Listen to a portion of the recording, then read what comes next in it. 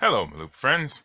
Nobody really asked me to make that first video I made about Endless, and these videos are not sponsored by Endless or by anyone.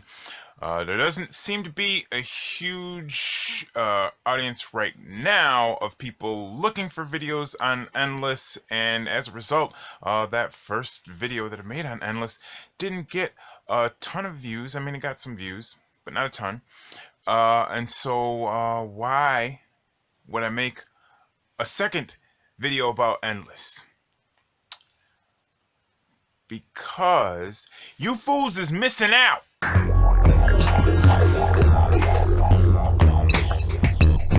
Probably the absolute best thing about live looping is that you do not have to coordinate schedules with anybody. When you feel like making some music, you just make the music. Probably biggest drawback of live looping is that all the ideas are just only coming from you.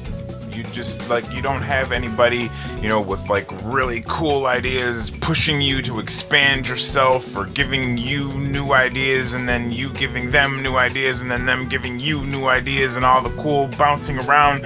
That doesn't really happen when you're live looping. It's just you and your ideas, and that's all. What is the solution? Well, the exact solution is Endless. You do not have to wait, because pretty much 24 hours a day in every time zone all across the planet Earth, there is somebody there jamming out, rocking, making some cool music on Endless that you can just take your one self and go and jam with them and them with you, and it's just all kinds of fun. So the title of this video is 6 Simple Strategies to Succeed on Endless. Succeeding on Endless is really simple. If your goal is just to have fun making music, you just go on Endless and you go in a public jam room and you just make some music and you have some fun.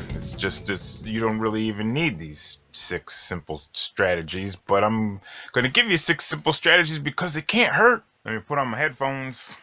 Let me fire up Endless. First strategy is that you should know how to change your settings. Starts you off where it says instrument, and you can pick your different instrument types. Once you pick an instrument type, say notes for example, it flips you over to sound, and sound lets you select which voicing you want, which instrument voice you want within that sound. This is Chordado for example, and it sounds like this.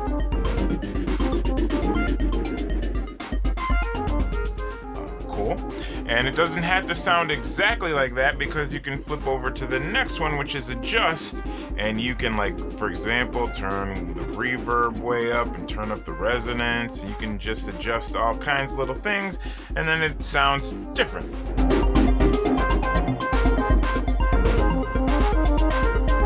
Cool. But how you get to your settings, go over to the 4th one, which says mixer.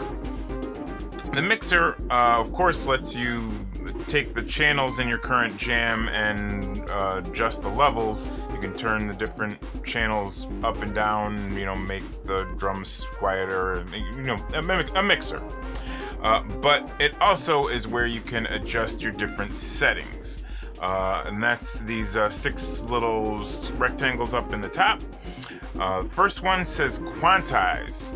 Endless by default has you really strongly quantized, which means that the notes that you play will get placed right on the 16th notes or the 8th notes or however you have it quantized, making it really, really easy to stay on rhythm, making it very difficult to get off the rhythm. You could turn your quantization way up and down. You can turn it all the way down so you can swing it. You can be like me and just turn it way down and turn your notes to a chromatic scale so that you have the access to the wrong notes and the right notes.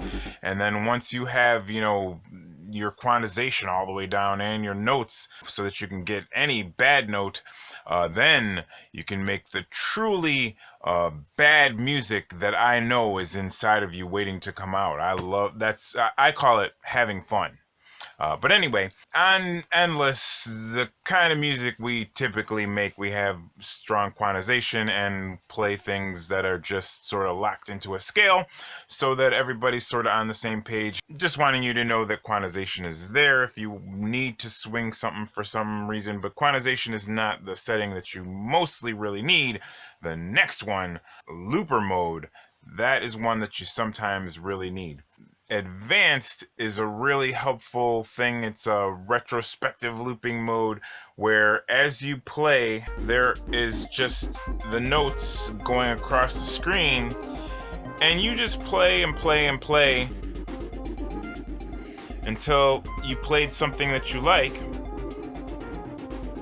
And then once you have something that you like, you can tap either over here at the right if you just want the last one bar, or you can tap all the way over here at the left if you want like the last 4 bars. That's retrospective looping, but you can also, if you're used to looping in a more, traditional way and you just need to get that back, you go into your looper mode and you set it to punch in and punch out, and then it operates differently where it's waiting for you to press record and then tap that same button again when you're done recording.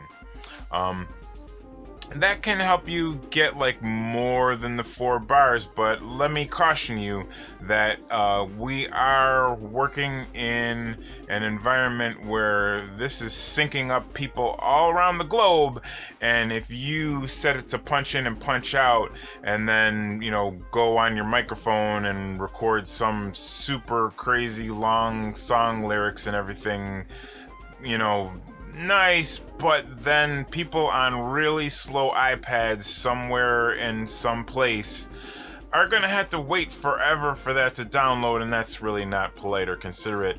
So just be careful with your changing it to punch in and punch out mode. Be kind with how you're doing that, especially in the public jam rooms. So anyway, that's where you get to the settings. The settings let you change things like what key you're in, what mode you're in, what tempo. Changing those things is great, especially when you're in your own private solo jam. Changing those things in the public room can sometimes be good. Like, say for example, the really whiz kids were up late last night rocking out with their awesome 7/4 time signature that they can totally handle because they're great. But now you're seeing that you're in a room and there's some new people and they might be making much better music. If you switch it back over to 4/4 time, you might want to do that for them. But you don't want to just always be going in there and just like switching all the settings all around in a public jam and changing everything all the time, because you don't want to be that guy or that gal or that person, or you don't want to be doing that. Second strategy, and this one took me a minute to actually figure out, and for this we are going to go to the public jam rooms so I can demonstrate. But here are public jam rooms, and we are going to pick one. How about I'm Into the Broken Beats, where they play jungle music all the time. Okay, now it's loaded up. We got the jungle music going. The kids that love to play and make the jungle music are in this room rocking out, and they have all kinds of fun things that they like to do within the sound palette of things that are jungle. You can hit the jam and you don't ever have to commit your changes. You don't ever have to press commit. They're playing jungle, they like jungle, but let's say that mischievous me, I want to go to notes and play this Dream Kiss sound just for fun, just to see how that would sound in the context of jungle. They don't want to hear that, but I want to hear that because it's fun to me, so I can just start jamming out.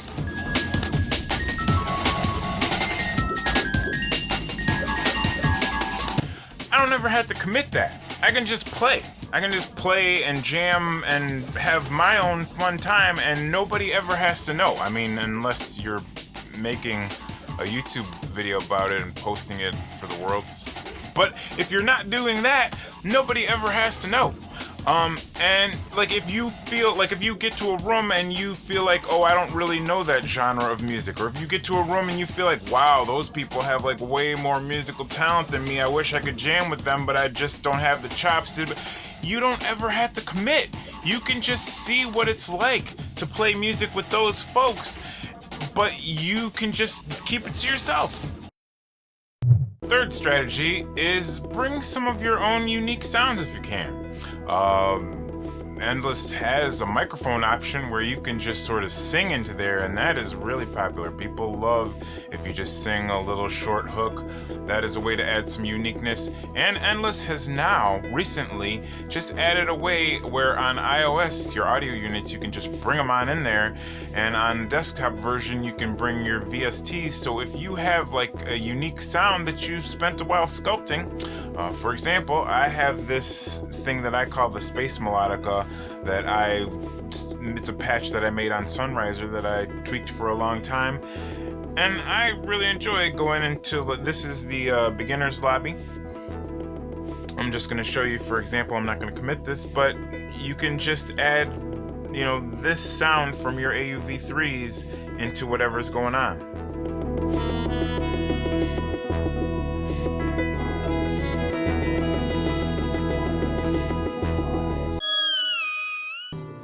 Strategy 4, which probably should have been strategy number 1, is if you are going to go in the public jam rooms, you should definitely get familiar with jam etiquette.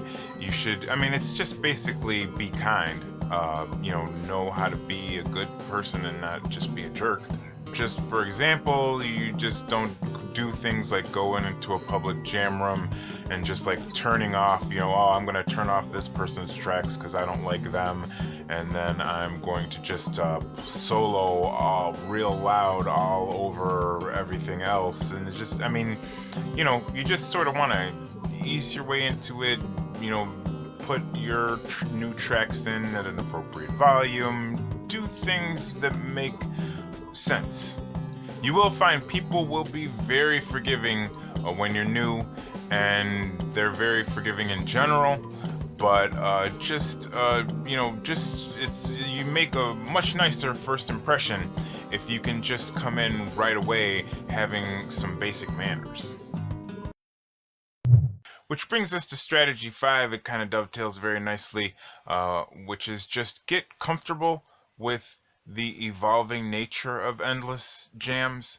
The public jam rooms are designed so that they just sort of keep moving forward, and they are designed to just unleash your flow and let you keep moving forward and have the jam, ever evolving and going.